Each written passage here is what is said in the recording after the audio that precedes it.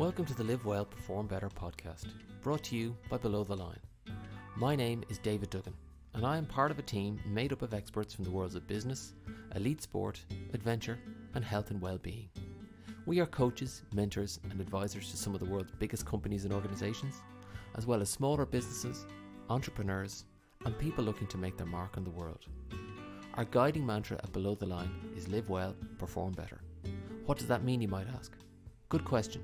Maybe the easiest way to describe it from our perspective is finding the formula that works for you when it comes to things like looking after your physical and mental health, running your business, developing your career, leading your people, or simply being able to show up as brilliantly as possible into your own life, both for yourself and those around you. That's why each week I sit down with a member of our team or an invited guest for a conversation that focuses on the question, what do the words live well, perform better mean to you? This question is a way into exploring with people from a range of different backgrounds, industries and disciplines. What are the practices, techniques, habits or ideas that they use to help them to show up and be at their best in all areas of their lives, whether that's as CEOs, leaders or managers, or as parents, family members or friends. We keep it short and sweet so that you can extract all the good stuff and get on with the rest of your day, and hopefully put some of this knowledge, experience and expertise into play for yourself. This week I'm delighted to welcome a very special guest, Donna Reilly. Donna is a wellness coach and consultant who began her career in human resources in the financial services sector before taking the plunge to set up her own business almost 2.5 years ago. Donna's journey into the work she does now came via the opportunities she had to learn about and implement well-being programs with her previous employer and witnessing the impact that they had with the people she worked with. It was experiences such as these, as well as a deeply held belief that our well-being is something that we can all learn to take better care of, that convinced her that she had a role to play and an impact to make outside the confines of her own organisation. Over the course of our conversation, Donna spoke to me about her own journey, why she believes well-being is a concept that takes in a multitude of activities and practices, and how and why she encourages her clients to take time to really think about and connect with this idea for themselves so that they reach conclusions, insights and learning that are personal to them, their lives and their situations. Something that she very much tries to live and adhere to in her own life as a busy mother and business owner. Please subscribe at www.belowtheline.ie where you can stay up to date with our podcast, as well as exclusive online events and sessions, including our Press Pause coaching community and our story coaching programs.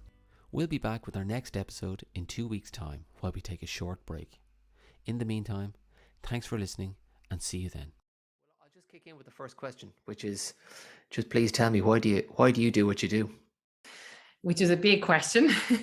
So for me, I have had a really keen interest in wellness for, I'd say, the last 7 years or so.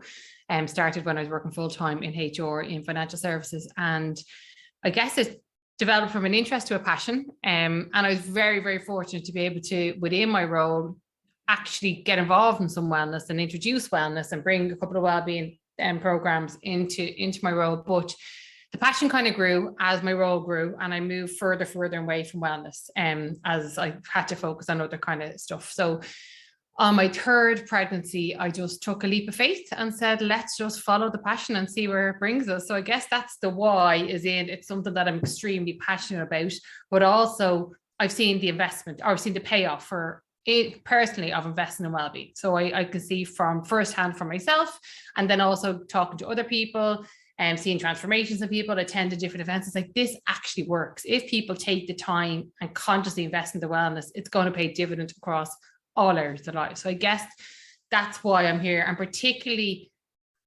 over the last couple of years, that's been, I think, seen to be true more than ever. That just carving that bit of space and time to invest in your well-being, in whatever that means for you. And we'll probably touch on that later on, but it does have huge benefits across not only for you, but other people in your life, and then across all areas of your life as well.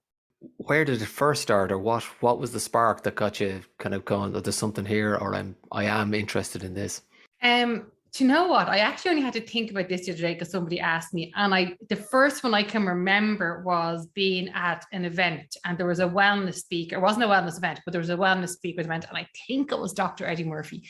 If not, it was Dr. Eddie Murphy or Brezzy, one or the other. And because they both happened very at the same times, and I'm a real passionate about listening to my gut, and literally my stomach was doing like somersaults when they were talking, and I was like, that's weird. And I was like, this is interesting. Oh, that's really interesting. And it happened again. And then the more and more I got invested in it, went to different events, I spoke to different people. It was that gut reaction. I was like, I'm really interested in this. And I didn't know what it was or what part of it or how, but then I started to get more and more immersed in it, educate myself. I was training, thinking about going to be a coach, and at the time there was no wellness coach, and eventually that came on board after my first wellness qualification. But it was just something that kept on coming up. It was like the universe kept on showing me signs: wellness, wellness, wellness, wellness, and I kept on following them. And I at the time was just really fortunate, David, that I had the business leader that I was supporting at the time.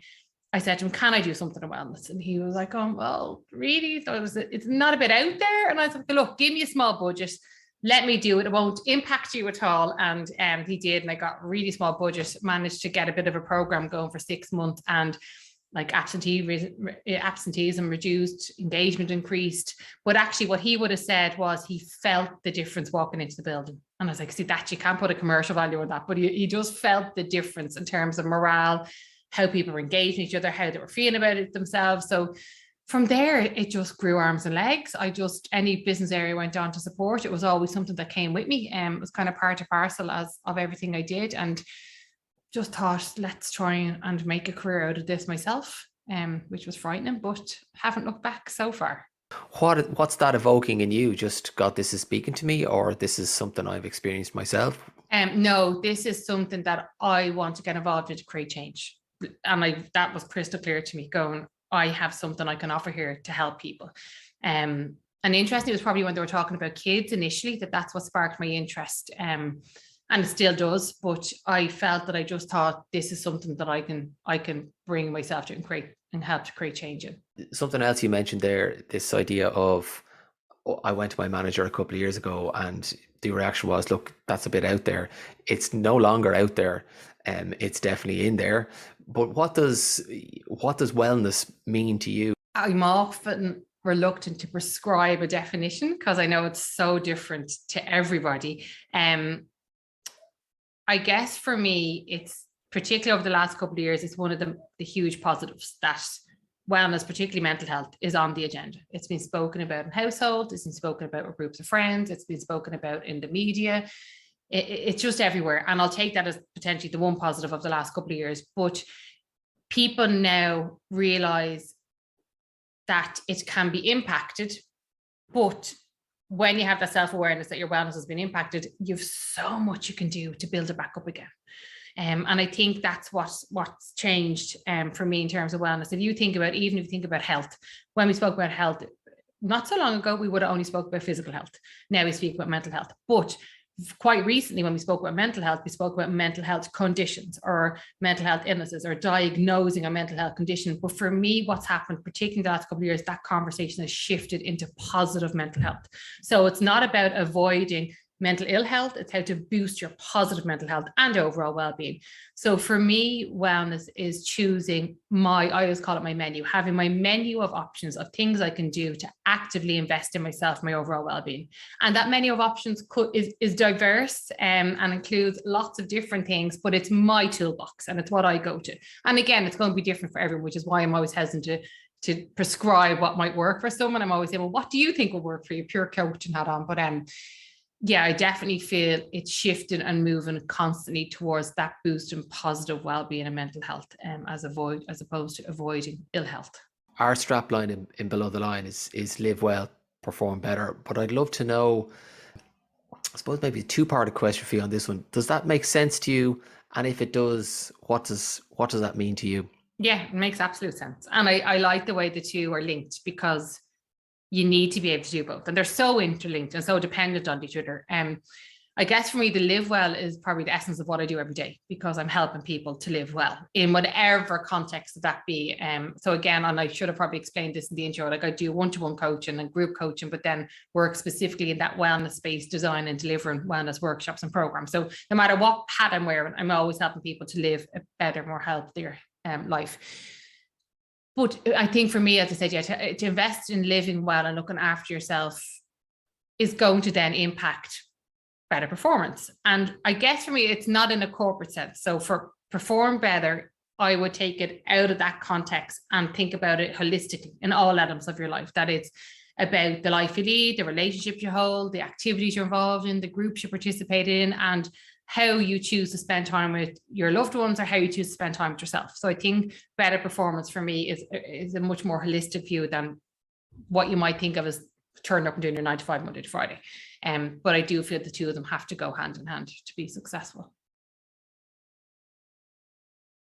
Picking up on something else, you mentioned, this idea of drawing on tools and things that you can do to proactively manage your health. What are the things that you draw on? A blend, I would say. First and foremost, it's trying to, and this sounds strange to some people, but give myself permission to invest in myself. I work a lot with particularly women, and I'm not stereotyping here, but we do seem to suffer from guilt of allowing ourselves and giving ourselves permission of time for us. It's guilt that we should be with our kids or our partners or working with our friends. We can deprioritize ourselves. So I guess for me, the number one is keep myself up there at the top of my own to-do list, and making sure I carve out time for me and my well-being, that nobody else is going to do that for me. Nobody else is going to say, off you go, Donna, go and do this for your well-being. Only I can do that for myself. So it's like diarising any other meeting or any other session or any kids activities that I normally would, making sure I place as much important on that time for me. When I have that time, it's a blend of things. So it can go for more what I would call my deeper tools, which are, I go to healing sessions, whether that be Reiki or angel healing sessions. I go to a kinesiologist quite regularly. I try to surround myself with positive people. And again, it's going to be different for everyone, but I know definitely for me, when I'm with negative talk or around negative talk, that can really impact me. So it's trying to step away from that and protect my own energy. And being present, particularly, I have 3 young kids, so particularly when I get time with them, life is busy, it's trying to be present with them. And that's easier said than done, because the phone is beeping or you have the dinner to make, there's always things going on, but it's trying to, even if it's just for a couple of moments a day, trying to really, I guess, cherish and be present with the time with them. But then it can go up to other stuff. And there's different schools of thoughts on well-being and investing in your well-being, that it can't be superficial things. I actually disagree with that. I feel that if you get your nails done and that gives you a boost of mood and gives you that boost of self-esteem or a boost of confidence, that's well-being. And I always say to people, self-care is anything you can do to foster kindness towards yourself. Anything that you feel better afterwards than you did beforehand. If that's hair, nails, whatever it might be, include that in your overall well-being. Don't make it solely what you do in your well-being. It has to have a more holistic kind of blend of all elements of well-being. So yeah, for me, sometimes it's just as simple as going to the hairdresser, just taking a few hours out, get my hair done. And I feel much better afterwards. But then I have to obviously interlink that with the kind of deeper, more different types of well-being that I know that work for me. And the common thread, as I hear you in all of that, is permission. So yes, you're right. If going to the hairdressers or going and getting the nails done makes you feel better, then give yourself the permission to do that, and don't discount it as something that's important to you, because we all find meaning in a variety of different things. So makes total sense. And it does, honestly, David, honestly worry me when I see some people, and again, everyone's entitled to their own opinion, but they're like, self-care isn't getting your nails done, self-care, and I'm going, but if that gives people that boost of mood and they feel better about themselves, even if it's only a short-term lift, I think absolutely include it, but include it with the things that are going to work on your well-being at a deeper level as well. So, try and think of, if it could be with meditation or with yoga or mindfulness, try and have a blend, but definitely don't discount those activities as not being a form of self-care. We're recording this at a time when things are opening up here in Ireland and things are quote unquote going back to normal. But I'm just wondering, what are the main challenges that you see people facing right now, or what do you think is potentially coming down the tracks for people as we move out of where we've come from to where we're going next? Yeah, it's a great question. And it's something I'm fully immersed in at the moment. So I'm working with lots of different organizations on trying to help them support individuals, particularly back to the workplace, whether that be fully back, hybrid, blended, and whatever they have in terms of a policy. It's trying to help them from a well-being perspective. So I think organizations are doing a really good job on that logistical side of the preparation, but it's helping giving people time out to reflect on how they feel about that transition back to whatever it is, and giving them some kind of tools and techniques to support their overall mental health and well-being.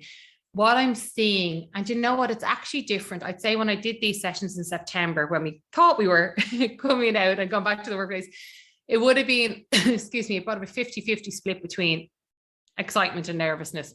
This time around, I'm definitely seeing a bit more excitement, but with that mix of nervousness. And the nervousness for me is a few different things. It's anxiety about health and safety concerns. It's been 2 years since I set foot on a bus, on a train, or into an office. So how will I do that from a health and safety perspective? It's seeing groups. It's been 2 years since I've seen people that I work with. It's seeing big groups again in that office space environment. Can be a genuine cause of overwhelm for some people. And then it's actually the impact of the change in my balance. So I'm used to a certain way of working, remote working. Some people have moved home, moved to different counties, set up childcare around that. And then it's actually all going to change. So it's trying to offer people just space for preparation, so that when they do get off the lift on the first day, or when they do the commute for the first time, they're mentally ready and they've taken time to prepare for any changes that there might be to the work-life balance. I guess that's where I'm seeing from a return to work perspective. Other things that I'm seeing outside of that context is around people's energy. And I don't know if you agree with this, but life has got busier, literally overnight for people.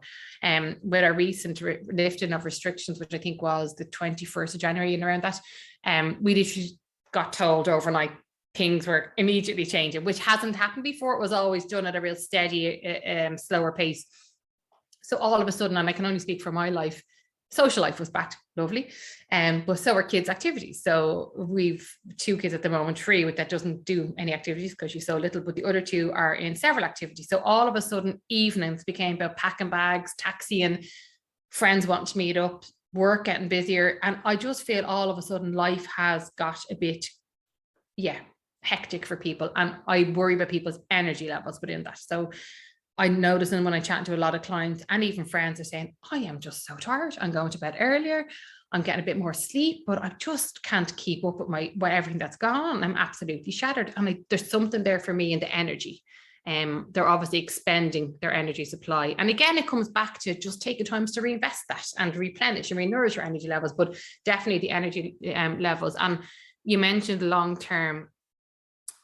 I guess for me, long-term, it's a really difficult question to answer. And I was chatting about this the other day to somebody else to say that I think what we've been through in the last couple of years has nearly gone through an autopilot and a bit of survival mode. So it's like if you are in a car accident and your body goes into shock, and it's tense and it's not fully realizing or recognizing everything that it's just been through. I think that's the equivalent for some of us, what we've been through in the last couple of years. And I think it's only when we start to relax, unwind and reflect, then people will start to understand and respond to what they've been through or what has just happened. So I do feel it will take that bit of re-emergence into society and normality, although I'm not a fan of the word, but yes, into life as we did know it, for people to have that time to reflect, digest, and just respond to what's happened. And I don't know, none of us know, I guess, what the extent of that will be from a mental health and wellbeing perspective. But what we do have control over is what supports we put in place for individuals. So we don't know the extent of the problem, but I do feel we have a really good opportunity at the moment to develop supports from a government perspective, from a community perspective, from what we do, just to be ready to support people for if and when that does happen. Yeah. Are you, in terms of, it's particularly, I'm thinking individual clients who are coming to you for coaching around, obviously their health and well-being, but this transition, I know something that I've said to myself is, I really want to be conscious now about what are the things that I fundamentally want to hang on to. that the good practices, the good things, the positives of all of this, and that I'll fight, not necessarily tooth and nail, but I will, I will go to considerable lengths to make sure I hang on to those. And then then there's going to have to be things that I'm going to have to let go of or just be more flexible around. I mean, what's your take on that in terms of individual clients that you're working with? Are you seeing that? Yeah, no, it's a great question. And I feel that, and no doubt you come across this as well in the work that you do, that sometimes when we go through change, we go through it in autopilot mode. And we're kind of on the hamster wheel and we're like, oh, this is different. And we keep on going. And it's only when we're through the other end, we're like, wow, what just happened? And I would always encourage people to just take time to reflect. So even by spending an hour with me, if it's a group or a one-to-one client, I'm saying to you, this is your time. Park the emails, park your to-do list, and reflect. So there's a couple of things I get them to do. And I guess the number one thing is, what do you enjoy about your current balance? And for sometimes they kind of look at me going, why? Like, let's talk about what I'm moving to. And I'm like, no. This is the opportunity that you have to go, what is it you enjoy about your current balance? What is it about that remote working balance that's working really well for you? Which could be combinations of, I get to do a bit of exercise during the day, get to drop the kids to school, I get to get my shopping done at lunchtime, or get to get a bit done around the house so it's not as busy in the evenings, whatever it is. It could be as small or as big, but what is working really well for you? What are the elements of it that you enjoy? Some people are happy to leave some things behind. Some people really want to hold on to things. So I really get them to funnel down and identify what is it they enjoy about that current remote working balance. Okay, so they might have a couple of things that they really enjoy. And then we start to look at the future and look at transition and look at hybrid work and how can you retain those really important elements as you transition. And it's going to be different to everybody. But then we kind of look at building their boundaries in the future, making sure there's some time for them, and always going back to those things that they want to retain and how can they make sure that they're in as they transition, and that they don't feel, God, life just went back to normal now and I forgot all those things that I used to enjoy doing, they're gone. So it's just trying to give them that space and time to think about it and create a bit of plan or some steps to retain some of the elements of their current life that they really enjoy. Yeah. And with your HR practitioner's hat on, because it's not like that you've left that all behind you, because it's a big part of what you do now. But what's your sense, or what's your advice for leaders or organizations in this space as they try to work this out themselves? Yeah, I definitely use my HR hat, and it's so interesting. When I started out here, I'm like, I'm a wellness consultant, but particularly over the last 6 months, I'm totally stepping back into the HR space and I'm loving it. And so I'm getting a lovely opportunity to combine both. But yes, your question is definitely interesting, because I'll take it from a leader perspective as well. When I talk about leader, I'm going to talk about managers. For me, those kind of middle layer of managers where they're managing a team, but also are obviously accountable to other leaders within an organization, that kind of middle layer. For me, they are the group that I have a concern over, because if you rewind back 2 years ago, they had to check in and properly check in on their team from like a mental health and wellbeing perspective. They could have been the only person that was checking in on people on their team. Like, you don't know in terms of isolation what was going on for people. So they really went into that parent caring mode overnight.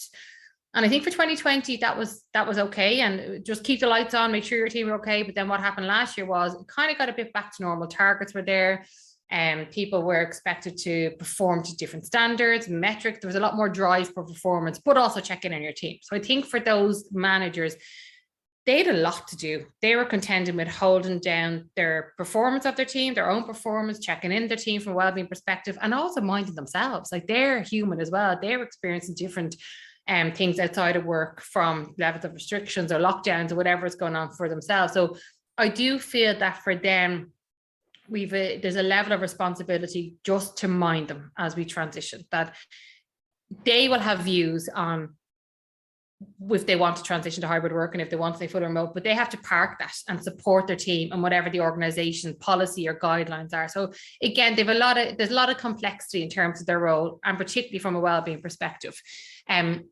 And then I guess for organizations, and not that I'm pro organization or pro employee, but they're learning too. Like, this is so new for them.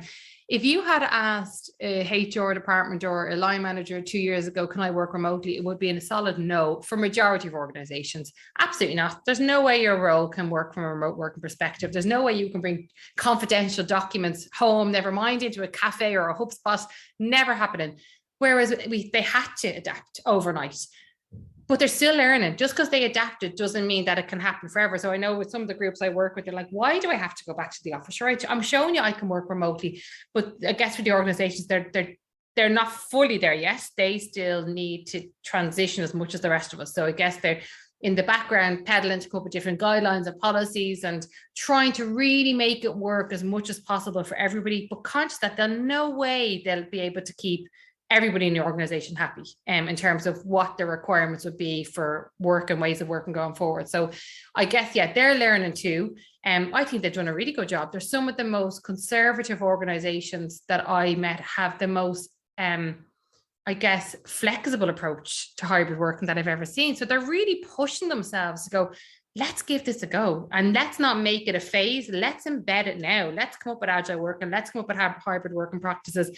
And that 2-3 day mix seems to be what they're mostly doing. Well, let's just do it and embed it. And that's our future ways of working. So I do feel for some of them, I'm like, hats off to you. You're really trying to make a go of this and build your culture around it, build your values around it. And there's a huge element of trust from both sides that needs to be there in order to, I guess, make that successful. Related back to some of the things you were talking about earlier, just habits, practices, behavior, stuff that you engage in on a daily basis for yourself. I was really interested to know who or what are the people that you take your cues from. Do you have your own personal kind of gurus that you look to or follow or tap into when it comes to health and wellness and looking after yourself? Who are they for you?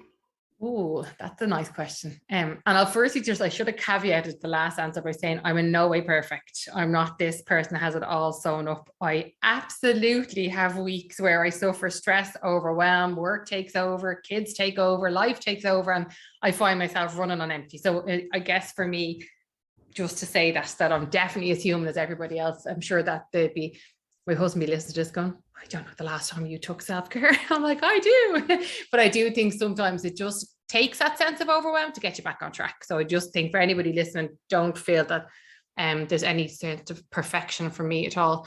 A guru perspective, that's really interesting. I guess it's people that I instantly resonate with their values and their messages. There's so many wellness people out there at the moment. So obviously Jerry and Miriam, huge followers of theirs and passionate about what they do. And I guess for me, I love listening to Jerry because when you listen to him, you're just reminded. You might have heard the talk before, but it's like going, oh, I needed to hear that again. So I guess, yeah, anybody who's creating that positive, doable message, that it's achievable and not making it something that you need to put your life's energy into, that practice and well-being or invest in your well-being could be as little as taking nuggets of time on a daily or weekly basis. So yes, I guess for me, it's them. I'm a big fan of podcasts like Brené Brown, or I always have books on my bedside locker. I'm reading Atomic Habits by James Clear at the moment. There's always a few there and I dip in and out of them when I need to.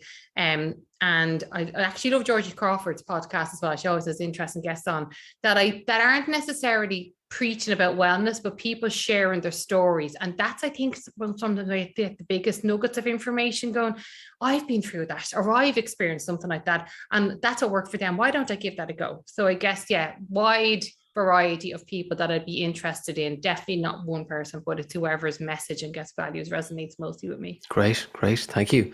And then last question. What's your first piece of advice for anyone who might approach you or is listening to these conversations and thinking about where do I start with all of this in terms of improving how I live well and perform better? What's your go-to piece of advice?